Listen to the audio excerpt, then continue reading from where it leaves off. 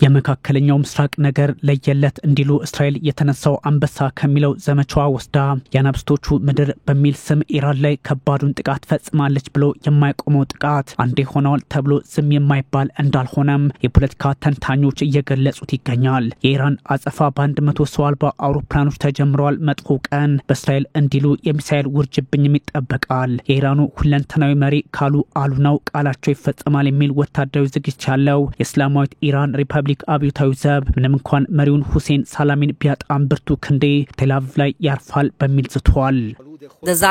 የጽዮናውያኑ አገዛዝ የቆሸሸውንና በደም የተጨማለቀውን የወንጀል እጁን ዛሬ ጧት በተወዳጁ ሀገራችን ላይ ያሰርፏል። ካለፈው ጊዜ በበለጠ ሰይጣናዊ ባህሪውን በግልጽ የንጹሃን መኖሪያ ማዕከልን በመምታት አረጋግጦ አገዛዙ አስከፊ ቅጣት መጠበቅ አለበት።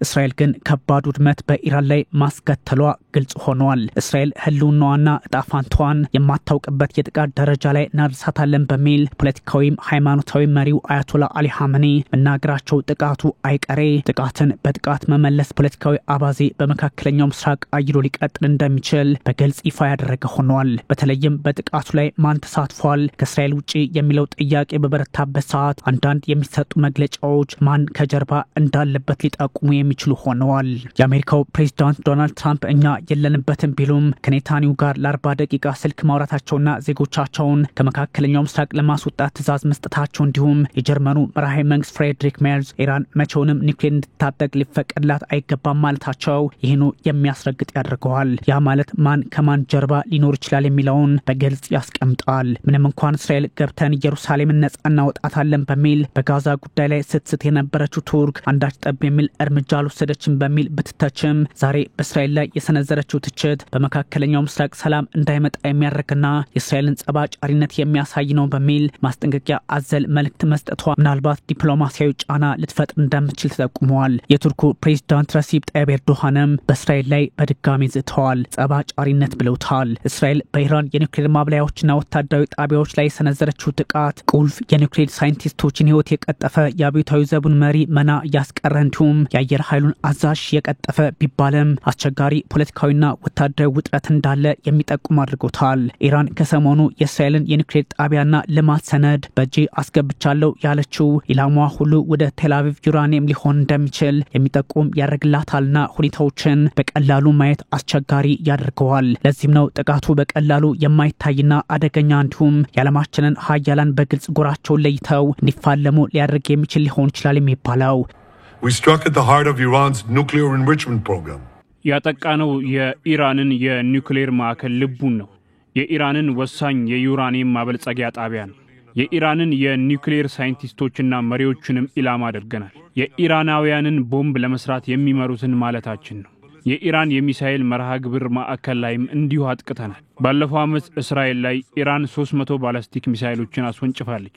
Iran fired 300 ballistic missiles at Israel. ከሰሞኑ ሩሲያ እስራኤል ለዩክሬን ፓትሪዮት ሚሳኤል ስርዓትን ሰጥታለች በሚል መክሰሷ ጉዳዩ እዛው ሞስኮ ጋር ይደርሳል ማለት ነው። በዛ ላይ እስራኤል በፈጸመችው ጥቃት የተፈተኑት የቴህራን ቤባር የአየር መከላከያ ስርዓቶች ብቻ ሳይሆኑ የሩሲያዎቹ ኤስ-300ዎቹ መሆናቸውም ጭምር ሞስኮ በቴህራን ውስጥ አቅሟን ማየት አዝማሚያ ስላላት ግልጽም ባይሆን በሚስጥር አለፍ ሲልም የጠላቴ ጠላት በሚል በእስራኤል ላይ ልትነሳባት የምትችልበት አጋጣሚ ይፈጠራል። ቴህራን ከባዱ ምላሽ ዓለም ተጠብቅ ማለቷን ተከትሎ ሙሉ ቀጠናው ወደ ጦርነት እንዳይገባም ስጋት ተጋርጧል። ሐመኒ በፈጣሪ ፈቃድ እስላማዊት ሪፐብሊክ ኢራን ብርቱ ክንዷ እስራኤል ላይ ይደርሳል፣ አገዛዙ ሳይቀጣ ይቀራል ብላችሁ እንዳታስቡም ብለዋል። የሐመኒ ዛቻ እንዲሁ የሚቀር ባለመሆኑ በእርግጥም ስጋቱን የከፋ አድርጎታል። ኔታንያሁ በአይሁድ ህዝብ ላይ የኒውክሌር ፍጅት አዋጅ ሆሎኮስት ሲታወጅበት ቆመን አናይም ማለታቸው የሁለት አደገኛ ኃይሎች ውጥረት በመካከለኛው ምስራቅ አድርጎታል። የጥቃቱ ኢላማዎች ዋና ከተማ ቴህራን፣ ዋነኛው የዩራኒየም ማበልጸጊያ ጣቢያ ናታንዝ፣ በታብሪዝ ከተማ የኒውክሌር ምርምር ማዕከልና እዛው አቅራቢያ ሁለት የጦር ሰፈሮች በደቡባዊ ቴህራን ኢስፋሃን ላይ ሆነዋል። የጥቃቱ ዓላማ ኒውክሌርን ብቻ ሳይሆን የሚሳኤል ማምረቻዎችን ጭምር ለማውደም እንደሆነ ከእስራኤል በኩል የሚወጡ መረጃዎች ጠቁማሉ። ከዘቡ አዛዥ ሳላሚ እስከ ጦሩ ኃላፊ እንዲሁም የኒውክሌር ሳይንቲስቶች ፍሬድሪን አባሲና መሐመድ ቴህራንቺ የተገደሉበት አጋጣሚ ውጥረቱን የከፋ አድርጎታል። የአያቶላ አሊ ሐመኒ አማካሪ ሻምካኒ ጉዳትም ደርሶባቸዋል። የካታም አልኒቢያ ዋና ማዘዣ ሜጀር ጀነራል ራሺድም እንዲሁ ህይወት ህይወታቸውን አጥተዋል። የኒውክሌር ሳይንቲስቶች በተለይም አባሲ የቀድሞ የኢራን አቶሚክ ኃይል ድርጅት ኃላፊ ሆነው አገልግለዋል። ቴህራንችን ቢሆኑ የኢስላሚክ አዛድ ዩኒቨርሲቲ መሪ የነበሩ በመሆናቸው በዘርፉ ላይ ጥልቅ እውቀት እንዳላቸው ይነገርላቸዋል። ለዚህም ነው ኢራን አደገኛ ጥቃት ደርሶባታል የሚባለው። ከባድ ቅጣት በእስራኤል ላይ ጠብቁ በሚል የዛቱት አያቶላ አሊ ኻሜኒ ጥቃታቸው ምን ሊሆን እንደሚችል ፍንጭ ባይሰጡም አስቸጋሪ እርምጃ እንደሚወስዱ ግን ተናግረዋል። በሌላ በኩል ኢራን በመንግስታቱ ድርጅት መርህ ራሷና ህዝቧን የመጠበቅ የህግ ማዕቀፍ አላት በሚል የውጭ ጉዳይ ሚኒስቴሯ ይፋ ሲያደርግ የእስራኤሉ ጦር ኃላፊ ኤያል ዛሚር ኢራን በሌላ ዙር ቅጽበት ስትዘጋጅ ቆመን አናይም፣ ጦርነቱ የህልውናችንና በቀጠናው ላይ የመኖር ነው በሚል ሀሳባቸውን ገልጸዋል። ለዚህም ነው በሁለቱም በኩል ያለው መግለጫ ጦርነቱን የሚያስቀጥል እንጂ የሚያበርድ አይደለም የሚባለው። የሞከረን ሁሉ ዋጋ ይከፍላል ነው የሚሉት የእስራኤል ፖለቲከኞች። የእስራኤልና የኢራን ጉዳይ ቀላል የማይሆነው በእስራኤል በኩል የጠቅላይ ሚኒስትር ቤንያሚን ኔታንያሁ ተቃዋሚዎች ሳይቀሩ እንደ ያይር ላፒድ ያሉት ማለት ነው እንኳን ደስ አላችሁ የሚል መልእክት ማስተላለፋቸው ሆኗል። ይህ ጉዳይ ደግሞ ዋሽንግተንና ቴህራን የገቡበትን የኒውክሌር ድርድር መና የሚያስቀረው ያደርገዋል። ኢራን ከጥቃቱ ጀርባ የአሜሪካ ኃይሎች አሉ፣ በእነሱ ፈቃድ የተፈጸመ እንጂ ኔታንያሁ ብቻቸውን ያደረጉት አይደለም በሚል እንደሞገደች ነው። የውጭ ጉዳይ ሚኒስትሯ ማርኮ ሩቢዮ እኛ የለንበትም ከማለታቸውን በላይ ፕሬዚዳንት ትራምፕ ስለ ጥቃቱ የማውቀው አንዳችም ጉዳይ የለም ብለዋል። በእርግጥ በቀደሙት ቀናት ሪፐብሊካኑ ሲሰጡት የነበረው መግለጫና አስተያየት የሉበትም ለማለት አዳጋች አድርግባቸዋል። ተመልከቱ፣ በጣም ቀላል እኮ ነው። ኢራን መቼውንም ኒውክሌር ጦር መሳሪያ አይኖራትም። ከዚያ ውጪ እንዲሳካላቸው ፈልጋለሁ። ስኬታማ እንዲሆኑ እናግዛቸዋለን። ከእነሱ ጋር እንነግዳለን። የሚያስፈልገውን ሁሉ እናደርጋለን።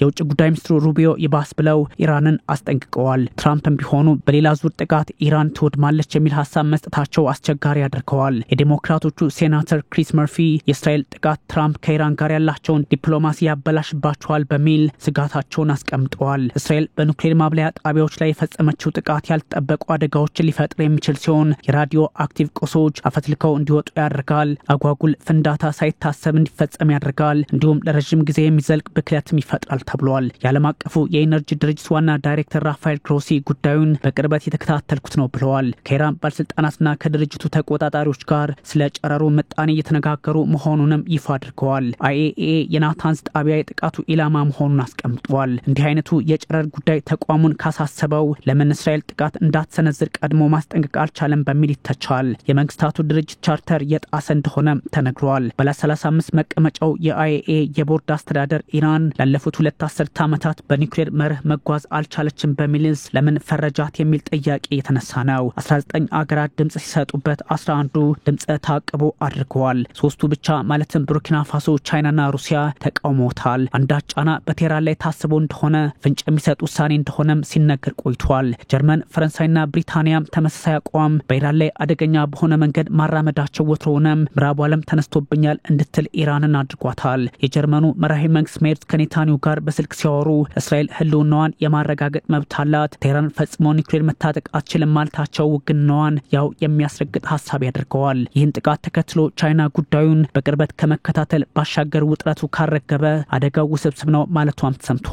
እስራኤል በዓለም ዙሪያ ያሉ ኤምባሲዎቿን የመዝጋትና ዜጎቿ በሚገኙበት ቦታ ሁሉ እንዲመዘገቡም ጥሪ አቅርባለች። የኢራኑ ፕሬዚዳንት መሱድ ፔዜሽኪያን አደገኛና ኃይለኛ ጥቃት በእስራኤል ላይ እንፈጽማለንም በሚል በግልጽ ዝተዋል። የእስላማዊት ኢራን አብዮታዊ ዘብ አይአርጂሲ አየር ኃይል አዛዥ ብርጋዴር ጀነራል አሚር አሊ ሀጂ ዛዴህም መገደላቸው ተነግሯል።